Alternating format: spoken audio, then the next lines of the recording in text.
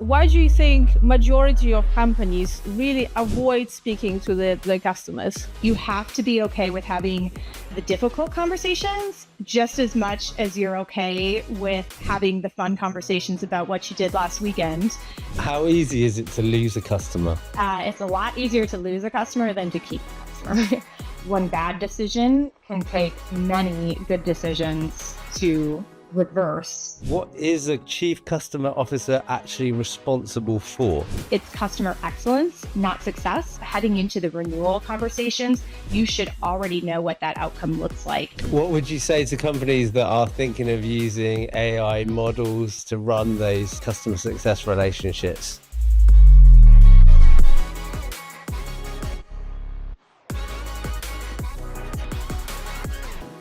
Tech platform mergers promise usually growth for the businesses, but for the customers, it often means a lot of disruption and a lot of chaos. Today, we are talking to Jennie Vandegrift, a former Chief Customer Officer at Nuqleous and a customer growth leader with 19 years of experience across retail, consumer goods, apparel, and PE-backed tech. So today she will share with us how to keep customers when the deal closes and the merger work begins. So Jennie, welcome to Building Great Tech. Great to have you with us today. Great to be here as well. Excited to talk about this important topic. Absolutely. So according to PwC, 9 out of 10 executives think that the customer loyalty has grown over time for the companies, obviously, but only 4 out of 10 customers feel the same way. Obviously, that shows a massive gap between how companies perceive their customers, how customers feel about them, and the reality of the actual customers.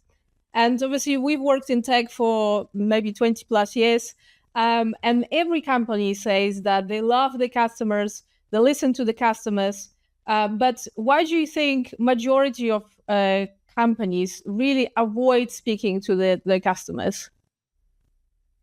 I think that a lot of that boils down to being uncomfortable in the many scenarios that can come up when you're talking to a customer. You have to be okay with having the difficult conversations just as much as you're okay with having the fun conversations about what you did last weekend as you build that relationship. And I think that a lot of companies, as everyone is trying to move faster, and as we've moved into this remote workforce and remote world, companies just really aren't as eager to really sit down and get in front of customers. It's really easy to pick up a phone instead of, get on that plane and sit in front of the customer across the boardroom from them. And do you actually think that there is a difference between calling someone and seeing them in the environment? 1000%. I think that, a phone call is the minimum, is the floor, but really sitting in front of a customer is where you actually start to build that relationship past just that transactional entry that you get via a phone call. And what would you say are sort of the worst ways of building the relationship or getting that customer understanding that you have seen over the years working in the space?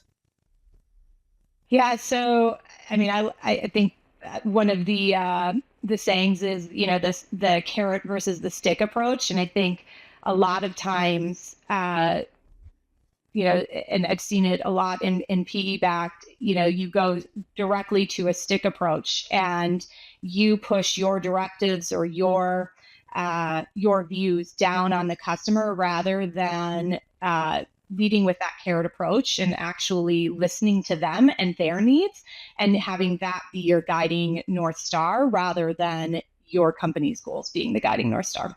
Right. So you're saying that companies often sort of thinking more like, what is the goal of our business rather than what is the goal for our customers? Exactly. And what would you suggest? Like, what is the sort of the best approach like that you've seen working in that space the best? Yeah. So again, I think the customer is the North Star. We all have a product to sell, and that is, the ultimate goal to make the company successful and the targets that you're delivering towards. But at the end of the day, you're not going to hit any of those targets if the customer relationship isn't what's forefront in your mind. I like to say that the best time to invest in your customer relationship is before you ever need to. If you're doing something reactive, it's already too late. They've likely already made their decision and the outcome is already determined. And so investing early and often with those customers is the key to your success. That makes a lot of sense. And just to go back on one of the points you said previously, do you think it's got worse since COVID? Absolutely. I think before COVID, again, as you think about this remote culture and companies, I think, are even recognizing it. They're asking for this return to work, and there's this movement now to be in person more. But I think everybody got really comfortable with it being okay that you're just on video, you're just on a phone call. And a lot of times, throughout the last several years, I've even seen, an entire team get together or a customer get on a phone call and there is the option for video and everybody has their cameras off. And so there really isn't that personal connection. It's very transactional. Yeah. And it's like, tell me, a lot of companies, maybe I should say most companies, actually don't have that role of chief customer officer. Why do you think that the customer still is so underrepresented within the exec team?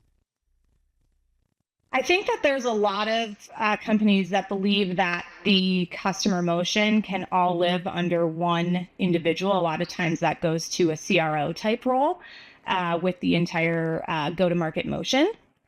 But if you think about the two roles really that live within that, the sales motion and the CS motion are really two different motions. They need to work very well together. It's left hand and right hand.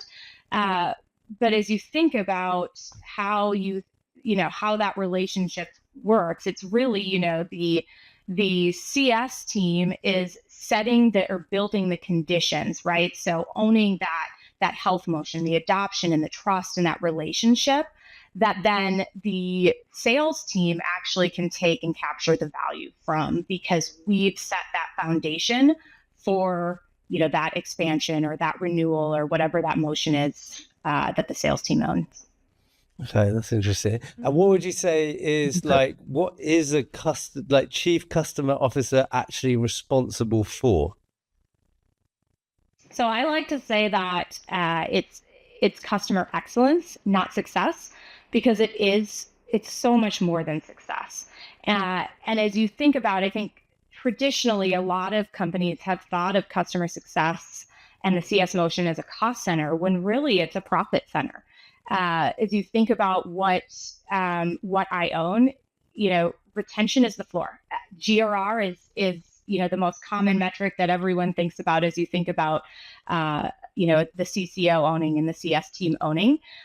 But again, that's just the floor, and expansion is really the goal. And so everything you do after that sale to build that relationship and to drive that adoption and drive that trust is really what the motion of the CCO is. Okay, that's very interesting. I know that you've been in this space for quite a bit of time now, and I just wonder if you've noticed that there has been any change in the way companies approach customer understanding? I would say, even in the last 6 months, everybody knows that the SaaS apocalypse has come and it's here to stay. And there's a lot that is changing very quickly. What we used to spend our time on as we thought about how we assessed a customer situation or a customer's health is very different. We can rely a lot on technology to pull out really great insights. There really should be no concept of surprise anymore in a customer's relationship. And you should, heading into the renewal conversations, you should already know what that outcome looks like. And you should have a very deep understanding of your customers' health and where they stand within your company and that relationship. So I think that technology is advancing the insights that we have from those customers, and that then I think means that the team that you have within your customer org really needs to be laser focused on those engagements and what that human touch looks like and how you actually engage with them to improve those outcomes that technology is able to pull out. And when you talk about a customer's health, how are you, like, what's the kind of metrics and measurements you use to determine what a customer's health actually is? Yeah, so GRR and NRR are probably the two biggest numbers that are in a CCO's vocabulary. As you think about GRR, I think that traditionally GRR has been a CS problem. You own that number, you fix that number. But as you think about that in actual application, it's really a company problem. And the CCO, I think, is responsible for bringing together that cross collaboration so that you can solve that. As you think about product gaps that could erode the value of what the customer is getting, or engineering bandwidth that determines whether a fix happens fast enough in the customer's eyes to matter. Bad deal construction on the sales side can, cause upstream issues with the wrong customers coming in before the CS team actually touches them. And so I think, as you think about GRR being that core metric, there's a lot of teams that touches. And I think the CCO and what I've tried to do in my time at the companies that I've been at is break down the silos between all of those orgs that cause friction in that number, because we're not all working as one, or don't all have that same North Star, with customer being that North Star. Mm. Okay, and so you're saying that basically in terms of the customer health, the main thing you would be looking at is GRR. You're looking at GRR, yes. I guess maybe I should clarify. There's a lot that goes into GRR, right? Yeah. So there's adoption, there's trust, there's change management. I think change management is huge, especially in the age of AI, right? You could have a great product and you could be winning in AI and have the best technology. You're not going to win unless your customers actually change how they're working because of it. That's interesting. And how do you define what, a metric to trust?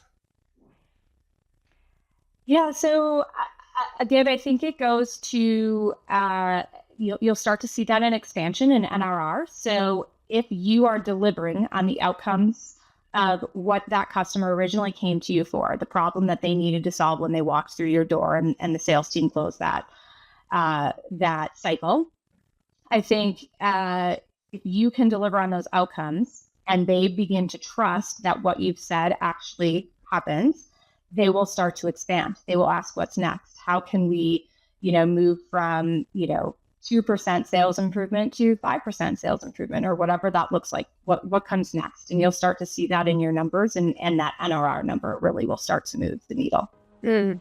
Makes sense. Yeah, that makes sense.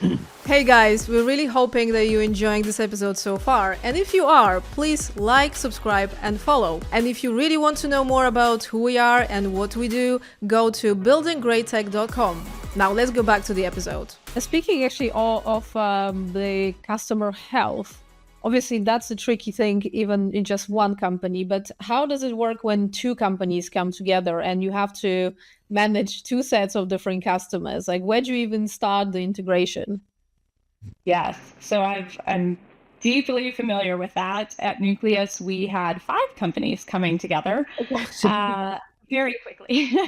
And it's really difficult, right? As you think about, you have this set of customers who invested in a product A or whatever that is, and they invested in that product because they liked that direction, they liked the product, and all of a sudden they find themselves in this, this world where, they don't know what the future looks like. They're in this, kind of state of temporary because, they're waiting to understand what integration looks like and what promises maybe had been set, at the onset are taking longer than what they were sold, or, they aren't, the companies aren't coming together as quickly as you thought, and they feel deprioritized. And it's really, whose roadmap wins and where do they fit in that roadmap?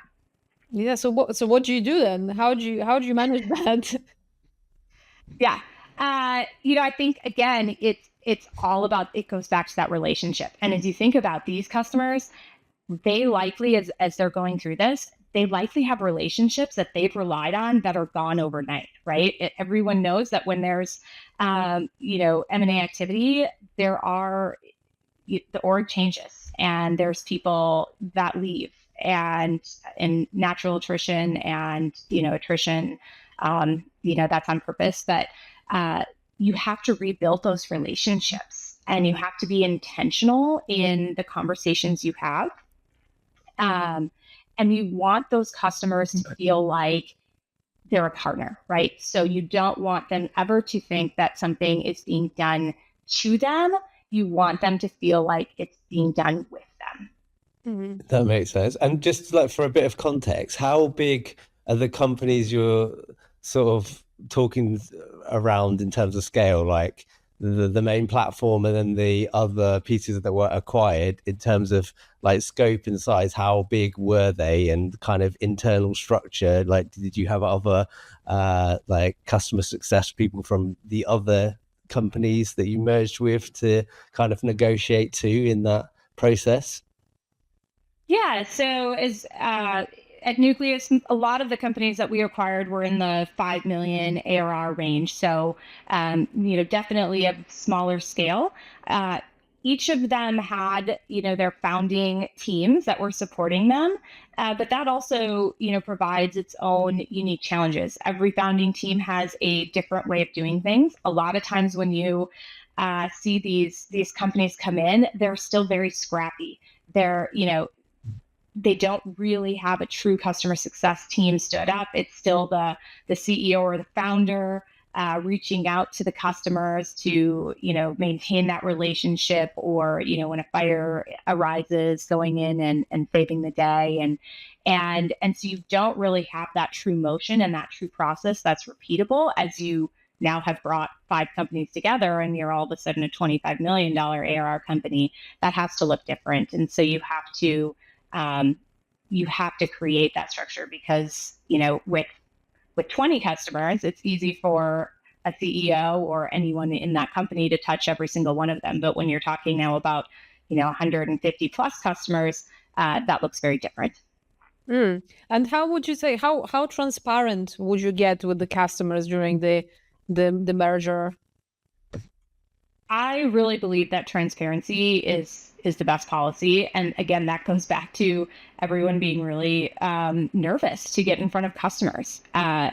I've had to deliver really tough messages to customers, messages that what we promise them isn't what actually is going to happen. And I think that if you can be honest early and let them know, what actually to expect, and while it might differ from what the original message was, even if they know what to expect going forward, you're going to build that trust a lot faster, even if it is a difficult message. And at the end of the day, the customer is going to thank you for that transparency, rather than continuing to, feed them a false narrative. And I guess depending on the size of the company, you decide like how you would be transparent. Is it that you send email to your customer? Is it the call with each individual customer, depending obviously on how many of those customers you have? Like, what's your best approach, would you say? I think when you're talking about these mergers and the integrations, yes, there are different levels of engagement based on the size of the company, whether it's an enterprise customer or, one of the small customers within the org. But that said, I think everyone, when you're talking about moving them to a different product or something that is different than what they bought, I think everyone deserves, at a minimum, a phone call. I think emails can give, some of the basic information about what to expect next, but actually getting in front of them and talking to them, again, you're not going to fly out to a customer who's, only giving you, 5K in ARR, but picking up the phone and talking to them about, what matters to them, and understanding and listening to them is really important. And you can't listen if it's an email. Mm. How easy is it to lose a customer? It's a lot easier to lose a customer than to keep a customer. Yeah. As you think about, one bad decision can take many good decisions to reverse the impression that left in a customer's mind. And then as you think about how that trickles down, customer base, especially, with my previous company, the customer base is very concentrated. And so as you think about one bad experience that one customer has, that can very quickly become every customer's perception. Yeah. So what would you say is the biggest challenge when actually merging companies, in terms of, from your sort of perspective, in terms of customers, like bringing together into one place? I think that I would say it's really around ensuring that everyone's attention is not consumed by the internal integrations, right? At the end of the day, again, I go back to the customer being the North Star. It always needs to be the North Star, whether you're, in M&A activity or whether you're in steady state. The customer needs to be the priority. And I've seen in M&A activity that the customer can be deprioritized, and their needs to be deprioritized. And so you have to ensure that their needs don't fall to the bottom, and that even through all of the noise that 5 mergers at once can bring to the table internally, that you're still thinking through how that customer rises to the top, or every customer rises to the top, as you think about how you're going to move forward or proceed forward. Yeah, it's interesting that you mentioned kind of the integrations of the technology and how that can so easily kind of override the actual end experience for the customer, and they get, like you said, deprioritized. What's some examples of things that have gone wrong where you say that they aren't actually the priority and it's clear? You said that some bad decisions happen, and then you have to do multiple good decisions to kind of refactor that. What have you seen in play in the real world? Yeah, I think one of the best examples I have there is the first company that we tried to merge and integrate into our existing platform. We used a bit of a stick approach, in that we felt that the product that existed within our company that acquired the other company was the better of the two products. And while that might have been true, we didn't hear our customers, and we didn't listen to the customers that had come from the other company. And it was almost the approach of, this is the product you'll have in the future, and X, Y, and Z capabilities don't matter anymore. When in reality, those might have been the capabilities that sold that customer on the product that they had bought.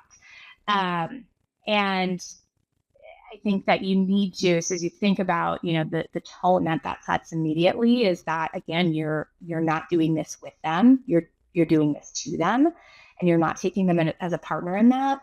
And I think just changing how you have that conversation you're still going to move them, right? The ultimate goal is to move them to that new platform. You're not going to run two platforms. That's two tech stacks and more money and investment.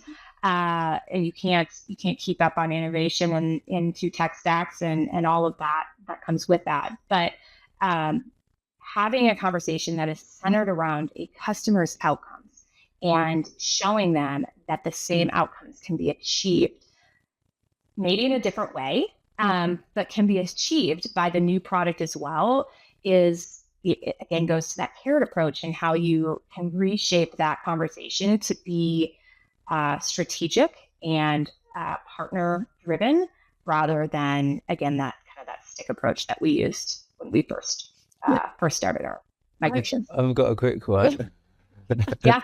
This happened. I was gonna ask, in your experience, how well mapped are customers' kind of requirements and needs for the actual product? So when you described there is two products merging, you're like, this one's the better one, so we're gonna sort of move everyone from here to here.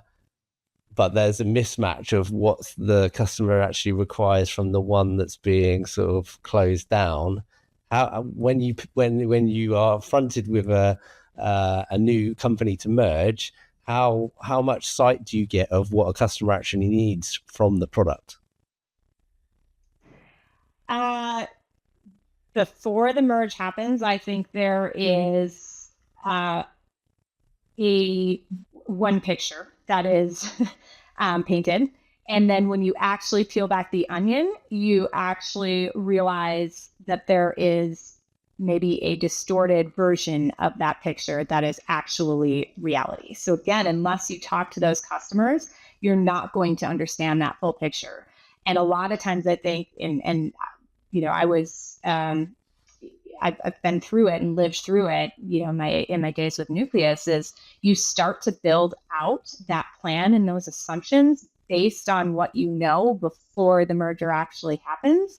And then when I think you need to go in with eyes wide open after it happens to really challenge all of your assumptions and not think that what you had put together beforehand is actually what's going to stick and work. What we have experienced in the past is like a lot of companies, when they make change and that change is not good for customers, the tendency is to say customers just don't like the change and they will get used to it going forward, which often doesn't happen. They just need to learn the new features or learn how to use our products. Yeah. What's your sort of view on that? So, I mean, absolutely nobody likes change, right? I don't think there's anyone that truly could say they love change. There are individuals who are more open to change. I think that is really important in M&A activity like this, where you need to go out and seek out in each of those customers who your change champions are going to be. If given the choice, everyone is still going to choose that Excel file that they used 20 years ago, right? But even when a customer signs up, outside of M&A activity, your job in a SaaS company is to tell them why not. Show them and help them understand why this product is going to solve your needs better, faster, more efficiently, whatever that is. And so I think you need to go in with that same mindset when you're looking at this M&A activity and migrating them. It's helping them understand why this change is good and bringing them along in that change management journey. Yeah. And that one pager that you get in the kind of handover of the process, the people responsible for delivering that, they are then not in the loop post the acquisition. Yes, correct. There's a lot that changes pre and post, and the same individuals are not in the room, right? A lot of times, and even as you think about who you're having the conversations with, to announce the merger or the acquisition, You're talking to senior level stakeholders. You're not talking to the user that's actually in the system that actually has to go through the change. And so you need to make sure that you're bringing along the right individuals too. It's important to have that stakeholder bought in, because there's a lot that comes from the top too. But you do really need to focus on that user that's actually in there day in, day out, that has the deliverable that they have to get out to, whoever their stakeholder is by, 9 a.m. on Monday morning or whatever that is. Because that doesn't change when you go through this activity. Yeah, absolutely. I love that. The knock-on effect of the customer and who they're actually accountable to. What would you say are your 3 go-to principles for a successful merger? I would say that the 3 principles is listen. I think above all, you need to listen to your customers, and you need to talk to each and every one of them. You need to have a prioritization, and you need to understand what that roadmap looks like. And you need to understand that not all customers are created equal. And there might even be customers that honestly you have to decide that you are going to break up with as well, right? There's customers that maybe just have too much custom or too much unique about them, that this, and they're small in ARR, or they're a really heavy lift, and it just isn't. They're not going to be happy on this platform when you get them over, and the juice just isn't worth the squeeze. And you need to be able to make those decisions, and then have those tough conversations with those customers. But you need to be able to prioritize. I'd say that's number 2. And then I think number 3 is you need to go out and execute and do what you set. You need to set realistic timelines. You need to have all of the different verticals within the org aligned to what that timeline is, and you all need to go out and achieve that by putting those customer needs first, and again, not getting lost in all of the noise behind the scenes. Love that. That's really great. Just one I wanted to dig into was on the talk to each and every one of the customers. Do you go through a process of kind of grouping them in any way, or you like literally try and get into chat to every single one? I think eventually you reach out and you talk to every single one, but it's not every single one on day 1, and Right. It's not every single one on month 1, and it might not even be every single one on year 1, depending on how big this, the merger is, or the integration is. And it's not necessarily one individual doing that. You really need to be able to bring your entire CS org along in those conversations to be able to, and allow them to own the integration each individually, and really be, their own CEO as they work through this with their customers. But you're not having the same conversation. You're not having the conversation at the same time. Again, a small customer might be a really quick phone call, and your largest enterprise customer might be you're getting on a plane, week 1 after the merger happens, to go out and have a face-to-face about what that looks like. Yeah, makes sense. And what's your strategy? How do you approach communicating the insights you get from the direct one-on-one, like primary source, to the rest of the business? I think that all goes back to, and this hopefully exists in the org outside of just M&A activity, but that's the voice of the customer, right? And how do you bubble up what they're saying and what you're hearing from them? Maybe not even, I hesitate to say what they're saying, because a lot of times a customer can say one thing and really mean something else. And so you need to understand and translate what they're saying into what they actually need. And it's really important, again, being the face in front of the customers, to be able to synthesize and understand their business needs and translate that back to the engineering team and the product team and all of the rest of the org in terms of what matters in this integration to the end customer. Yeah, I love that. We talk a little bit about that ourselves. We've biases. Like we're all kind of surrounded by our own biases. You've got your internal biases of the business, and then there's biases of the customer. They might be trying to just, be polite. And like you say, often they're saying one thing, but they might actually mean something else. So there's a bit of translation, like you're speaking a slightly different language. Yes. It's a very, I think, go on. Yeah, it is I think that is, one of the biggest skill sets I look for in customer teams is that you are able to translate what the customer says into, an actual business outcome or an actual need. A lot of times a customer might think they need something, but if you can't tie that to an outcome, is it really needed? Yeah. Yeah. And how about the kind of interaction between CS and product, like your CTO? How do you translate a need and get it into the roadmap and have a feature that's successful for the customer? Yeah, so I think that most importantly is you have some of the more strategic conversations as you think about your enterprise customers, or a lot one of the successful pieces that we did at Nuqleous is what a customer advisory board. You need to have product in the room for that. You need to have a product manager that is sitting in and listening in on those conversations with those customers that want to be that strategic partner to you to help you grow together your businesses and your value. And so I think in those conversations, product needs to have a seat at the table. It's not us as a CS org coming and saying, here's what we heard. It's you're hearing it too firsthand. And then as you think about, the mid-market customers and the smaller customers, their voice matters too.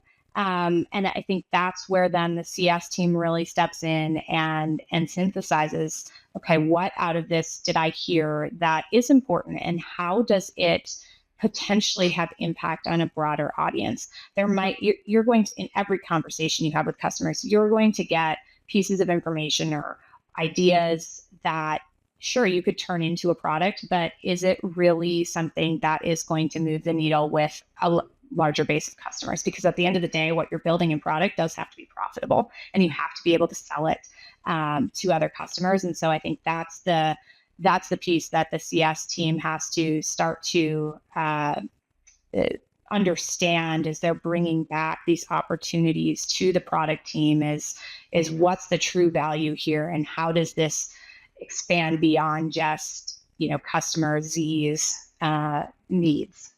And how would you say you calculate return on investment? Let's say I was going to ask. You can say that. Yeah. Let's say some customers expressed, the need for specific feature, and obviously it's easy then to let's build this feature. But how do you estimate what would be the return on investment, or if you were to deliver that?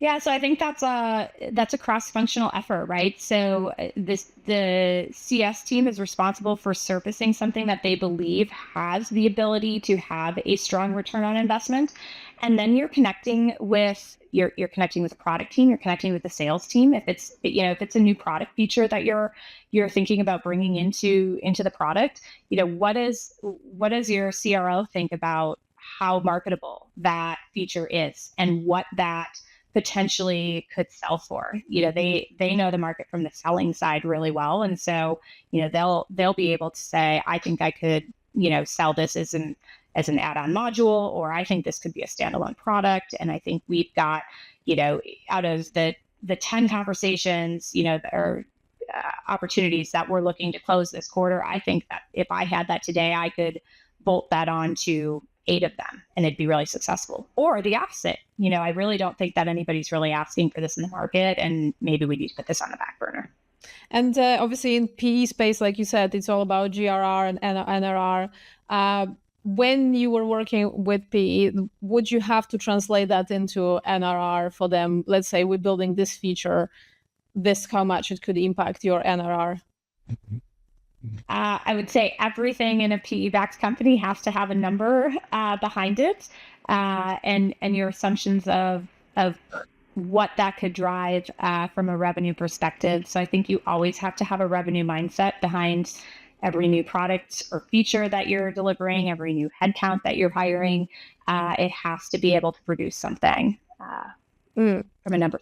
And speaking of actually experience that you've had with PE, how was the collaboration? I know you were going into quarterly sort of board meetings and so on and so on. How was your experience working in PE back tech? Yeah, I think that was one of the most important relationships that I fostered with my time at Nuqleous, is ensuring that you're in lockstep with the board and you understand what they need from you to be able to tell their story back, and to help you be successful in what you're trying to drive. We had the unique opportunity. We had an actual operator from our PE board that actually operated within our business, and she helped us on the ground day in, day out, as a thought partner, as a TaskRabbit sometimes, but really just helping ensure that we had what we needed to be successful, not only in operating the business, but also in operating back with the board. And what would you say was from your perspective, the areas that were the most sort of looked after, like scrutinized in terms of the board meetings when they were looking at the numbers and the customers? It was bookings, and it was GRR. It was churn. That was a lot of the focus that we were that a lot of the conversation focused on. Okay, awesome. What would you say, because we talk about the GRR quite a lot, what would you say is the biggest challenge with the GRR metric? I think that it's diagnosing why there actually is, when there is a GRR problem or when there is churn, it's diagnosing why that happened, right? And ensuring that you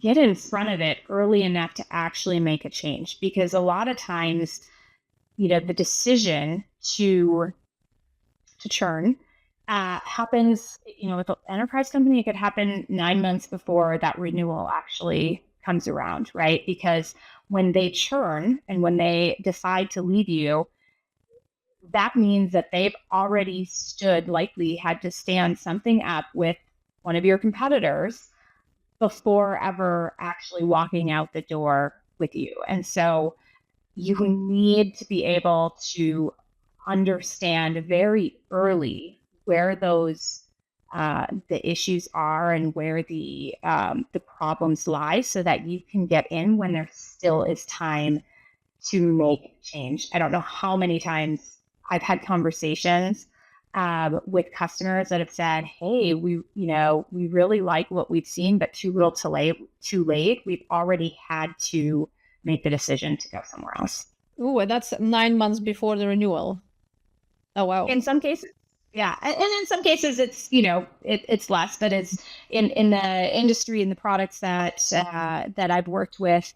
There's a long implementation period where they need to feel like they've got something stood up, because again, what they owe to their customers, that doesn't change just because they've decided, we're not going to partner with this company anymore, we're going to move to another company. They need to have continuity in what they're receiving from you or your competitor.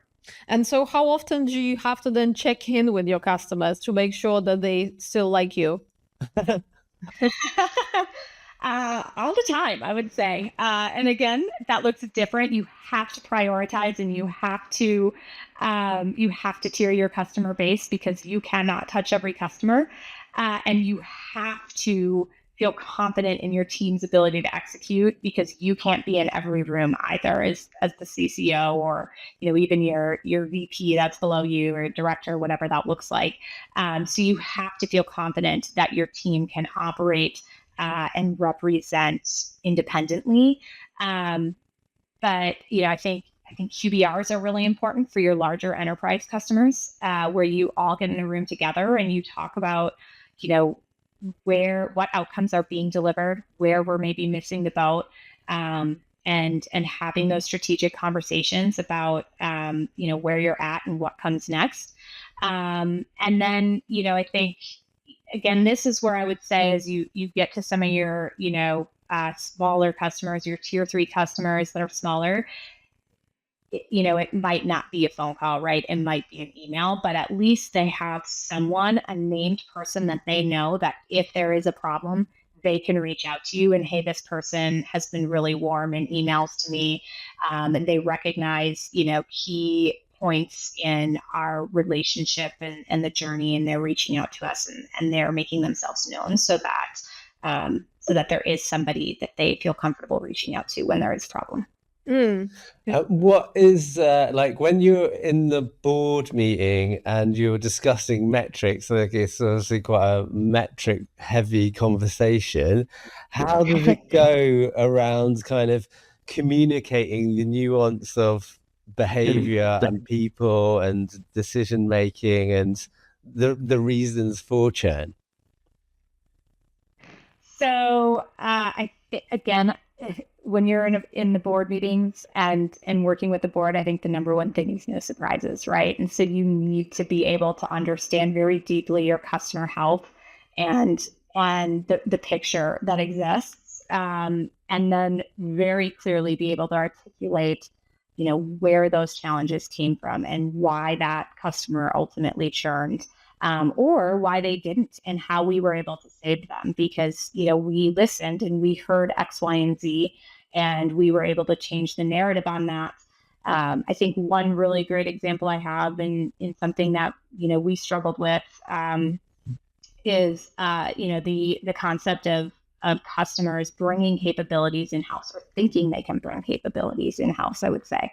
And that was something that popped up a lot in my time at Nuqleous. And, we were able to start to change that narrative from that being a surprise that they were trying to bring something in-house to being able to help a customer understand when they were thinking about that, or when we, maybe heard through some warning signals through the data and through the conversations that we were having to say, okay, have you thought about what this switching cost really truly means? And it's not just building it the first time, but it's continuing to maintain it and all of the innovation that you need to build into that over the course of time, and maybe not having the correct skill sets within your company, but hey, we've got those skill sets and we continually,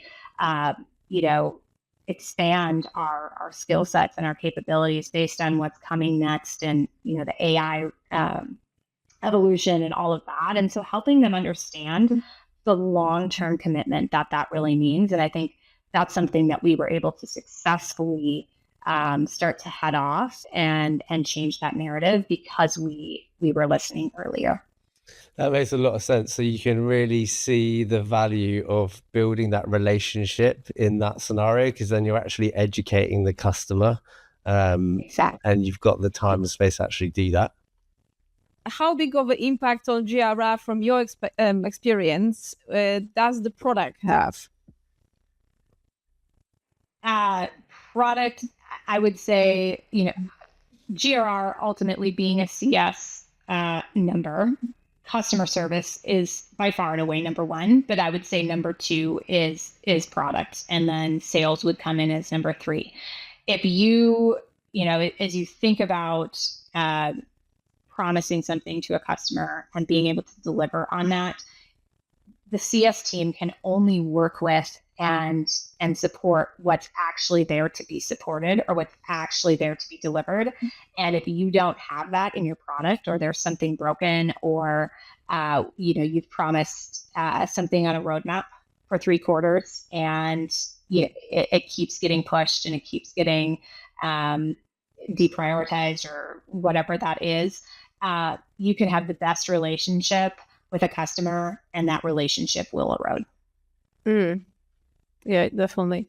And I wanted to ask, how do you see or notice problems that already exist in the product? Do you normally run in your, because some companies have research teams, testing teams, and things like that to understand what are the problems with the product. a lot of companies don't do that. And I just wonder, from your experience, how are you capturing the issues that actually exist in the product? Yeah, I think you're going to see that come through naturally. It's just ensuring that you're listening. I think support, we haven't talked a lot about support, but support plays a really important role. They're the first kind of triage point in, if there's a problem in the product, you're going to start to see trends in support tickets that come in. And it's going to be from not just one customer, but it's going to be from multiple customers. And so being able to roll up those trends and what you're seeing come through support, I think is really important in identifying where there's maybe not just, a training opportunity or an issue with a specific customer, but where there's actually something that boils up as more of a product issue or a sustained issue in your in what's been built. I think that's probably the biggest opportunity that CS orgs have to be able to go back and look at that trend. Yeah, it totally makes sense. And because when you joined Nuqleous, they were already post the deal, right? Is that the case? They closed the deal and they were merging those other companies with Nuqleous. Is that correct? Correct. Yes, yeah. They had already gone through those acquisitions. Yeah. So then usually you have that value creation plan, which usually looks really good before the deal on slides. But how did you experience the working with the creation plan from the private equity? Yeah, again, I think that goes back to what the assumptions that go in aren't necessarily the assumptions that come out as you actually listen and peel back that onion. You have to realize that some of the assumptions aren't going to be come to fruition, and you have to be able to pivot based on what you're hearing and based on what you see as you get in and actually assess the situation and have the conversations with the customers and see the product and be able to pivot and know that that the plan needs to change. Yeah, absolutely. Because we've been talking, whenever we talk to anyone from PE, it's always the case the value creation plan is nice, and then obviously it gets changed and it's pushed and delayed and so on and so on. So it seems like there's a repeating pattern of somebody writing the value creation plan, but different people actually executing it. And it seems like that's usually a problem, isn't it? Yeah. 100%. I was going to ask you, because obviously we have to talk about AI a little bit. How big of a sort of pressure or need or desire was there in Nuqleous to work with AI more, to implement AI, to make it available for the customers and so on? Yeah, it's interesting. I would say that AI went very quickly in the last, 6 months from being a buzzword to being something that it was no longer like, hey, let's, dabble in this, or let's try to understand what it might mean in our business, to you need to use it every single day in the business.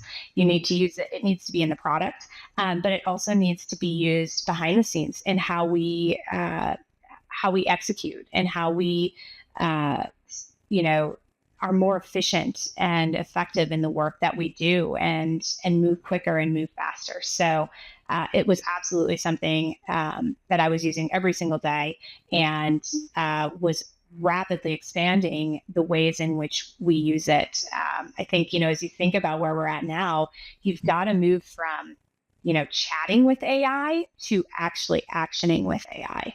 And you need leaders that can drive you in your entire org to do that. And do you think the AI was helpful, was helping the merger, or was making it more difficult to think at the same time about merger and implementing AI?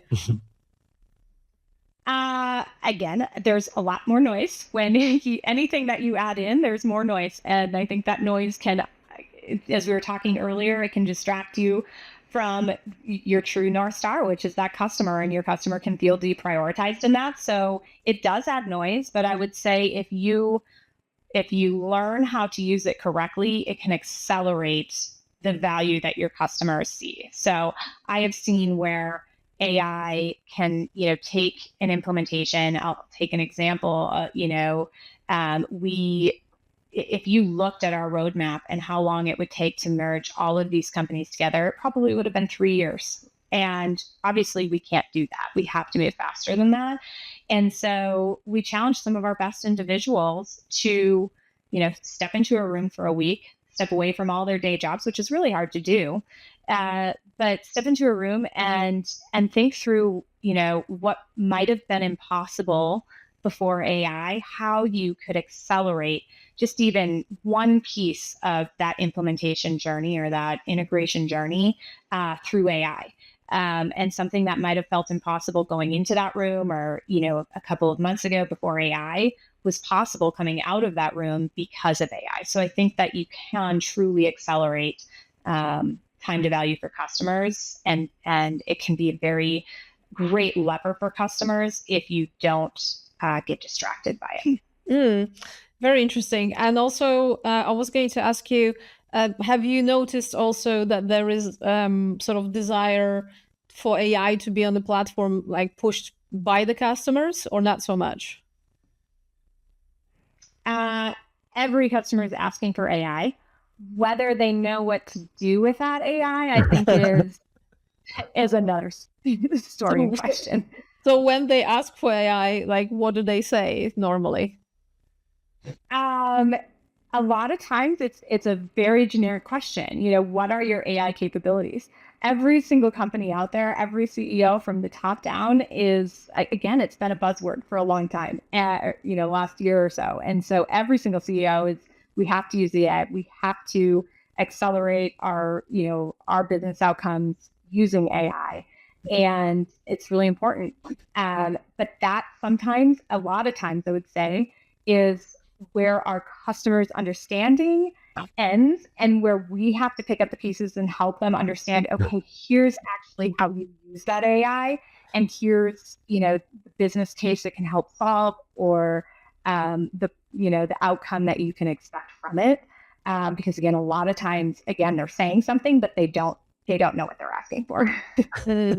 Yeah, exactly. I mean, it's really fascinating because obviously everyone has the pressure now to implement somehow AI, but I've seen a lot of clients who were like, oh yeah, we added AI, we added chatbot to our platform, or we added this AI explainer, and then 6 months later they come back and just like, oh, nobody was using it. You know what I mean? Because it's like there was no actual use case. I truly think that, in this world of AI, I mean, change is, we're talking about change management and change being hard. It becomes even harder in this world of AI because you can put that chatbot in, but unless your team understands either how to use it and operate with it, and be prompt correctly, and more importantly, trust what they're getting out of it. Again, it's just product or technology for the sake of product and technology, but it's not. It might be the best technology, but it's not going to actually make a difference in the customer's world unless you help them through that change management process and that trust process. Yeah, that's really interesting as a kind of relationship negotiator. If you're trying to kind of build trust, forced to push in kind of AI, but then there's the notorious hallucinations. You can easily like sever that trust in a moment. Yeah, exactly. I mean, everyone probably has tried to write emails with something that makes sense, especially if you like write emails en masse, and AI is supposed to know the situation of this particular client or customer, and then suddenly just makes something up and says, oh, I hope you had a really good, holiday or whatever. And they didn't have any holiday. Or, things like that, the small things like that, the thing that's what you're saying, the trust then disappears like instantly. And then you're like, does this company really care about me?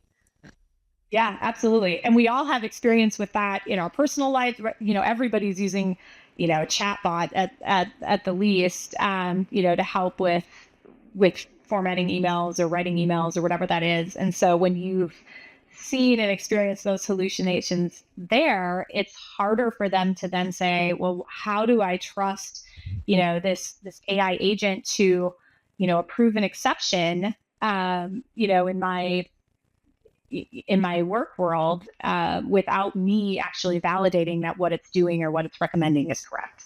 And so that's the challenge that's in front of all of us as we move into this AI world. Absolutely. And I was going to ask you also in terms of improving or making more difficult or just different, making the space of customer success, understanding customers, customer insights. How do you see AI impacting that space and disrupting it?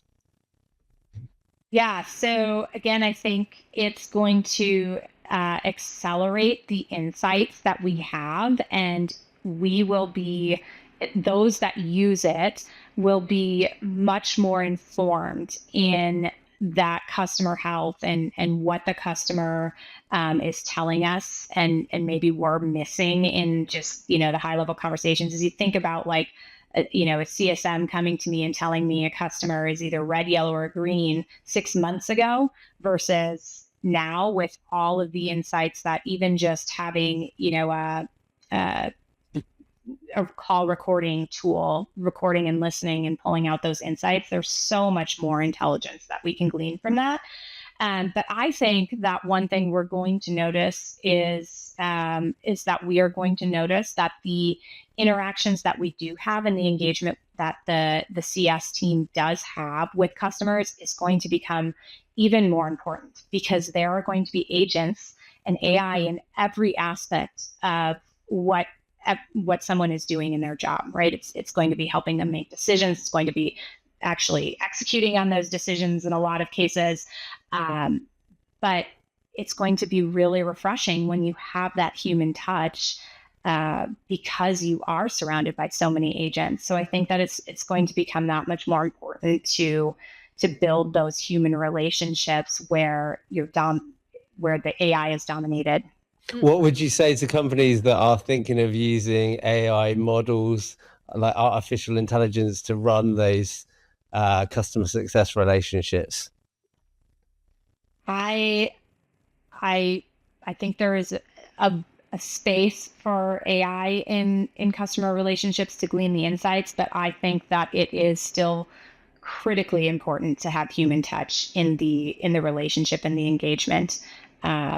I think that you can use, as you think about maybe repetitive outreach and, sending a customer an email a couple of months before a renewal or something like that. Sure, that can be automated, but, at the end of the day, you still want to have that relationship. You still want your customer or your customer success manager to be asking you how your holiday was when you did go on holiday. And having that human touch, I think, is still very critical. And again, I think it will be even more critical as you help everyone navigate through this change management that's in front of us. So you're not thinking that in 10 years' time, the only connector between business and customers could be AI? I hope not. I think that there are companies that will challenge that and will try to prove that is successful. But I think at the end of the day, there are things that just can't be replaced. And I think that human touch in those engagements and those relationships is one of those things that will still need it. Now, you won't need a team of 20 anymore, whatever that looks like, right? Your team will be leaner, and you will rely on agents to help you with everything in the background. But I do think that there will still be I hope that there will still be a place for. We all hoping for that. Yes. So what would you say you're the most excited about in the next 12 months? As you go back to change, I actually really love change. It's hard, right? But I think we are on the forefront of, and there's a lot of articles out there, right, that support that we are in this uncharted territory, and how we build and shape this new world over the next year is really going to set the stage for what the next 20 years looks like. And every year capabilities are going to catapult, and it's going to change, and there's going to be this constant evolution. But I think really this next year is really going to define what this landscape looks like in the future. And I'm really excited to be a part of that. I really enjoy building. I really enjoy fostering customer relationships and what that means as we move into this new world. And I'm just really excited to continue down this path. Amazing. Awesome, Jennie. So it's been brilliant talking to you. We can have more like 200 questions, but obviously we anyway run out of time. If somebody wanted to connect with you, what is the best place to find you? Yeah, I'd direct them to LinkedIn, Jennie Vandegrift, and would welcome any conversations. Always enjoy meeting individuals in the industry and learning from them what's worked and their viewpoints, and constantly growing my knowledge base. Amazing. So we're going to include the links to your LinkedIn underneath the session. And again, thank you so much for joining us today, Jennie. It's been a pleasure. Yeah, really enjoyed it. Thank you so much for your time. Absolutely. Thank you.